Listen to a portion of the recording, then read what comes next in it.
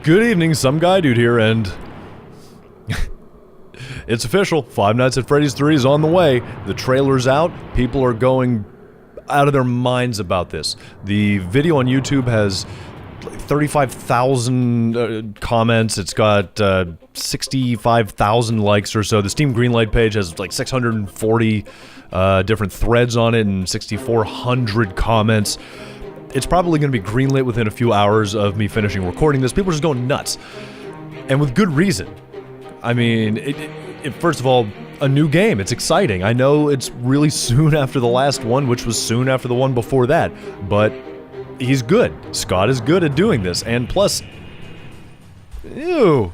Like, ugh, what is that thing?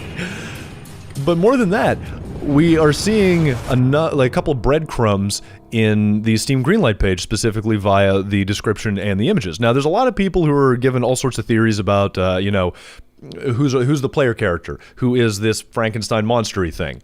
You know, is he Bonnie? Is he Freddy? Is he an amalgamation of all of them, which seems to be the most likely based on the other teasers we've gotten up until this point. You know, is the player character related to Mike Schmidt or Jeremy Fitzgerald or the phone guy or the purple guy? No idea. No way to know. There's a million things that Scott could do with all this, and I'm sure whatever it is, it's going to be good. But in terms of gameplay, I'm going to try and be real quick with this because I'm really excited about this.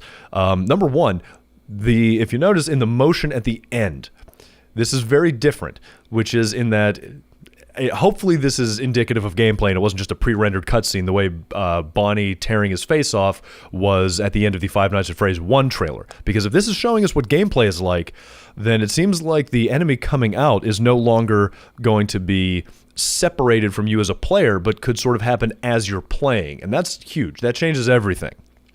And two, what you need to do is look at the game layout in the map on the camera panel, which, if you'll notice, is significantly different in one very, very serious way. See, in Five Nights at Freddy's 1 and 2, they had a main hub with a couple of rooms around it because the idea was that the animatronics were in sort of a free roam night and it was a restaurant.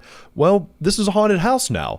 So what this has, it appears to be a door in the upper right which channels in an S pattern down to the lower left, which is an entry and an exit, which would make sense for patrons because you want them to walk through and get their pants scared off by the scary stuff. And if it's true also that there's only one animatronic, which seems to be the case, I know the others are in there, but I think in the one case it's just for sort of setting the mood, and in the case of the rest, they're just decorations to the attraction.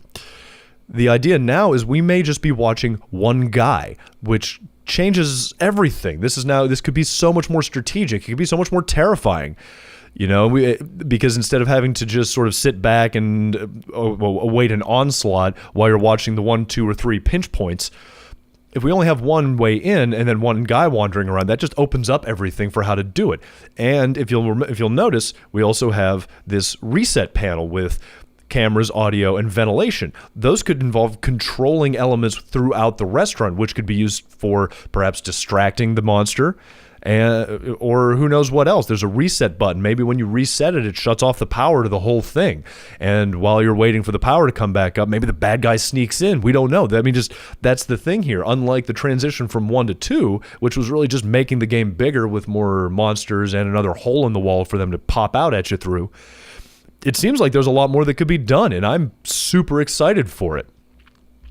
If you'll notice also, there's no battery monitor, there is no timer, and there's no day listed. So despite being called Five Nights at Freddy's, this might not even be a Five Nights game. There's also no phone on the desk, so it seems like we're not getting the phone calls like before.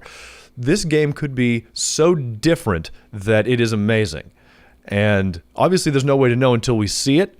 And if there's anything to go by the pattern from before, it could be within a month. We might get this thing might come out on Valentine's Day.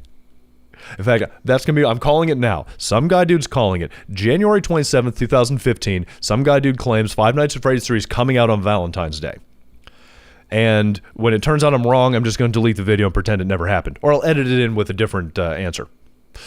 But I'm super amped to play it. I'm sure you are too. Maybe you're not amped to play it. Maybe you're just amped to see people like me play it and get the pants scared off of us. Either way, it's going to happen. So, hey, You know, there's going to be a link to everything in the description. If you want to see me get my pants scared off by Five Nights at Freddy's 2 or some other games, you know, maybe you could comment and check out some of the stuff I've done.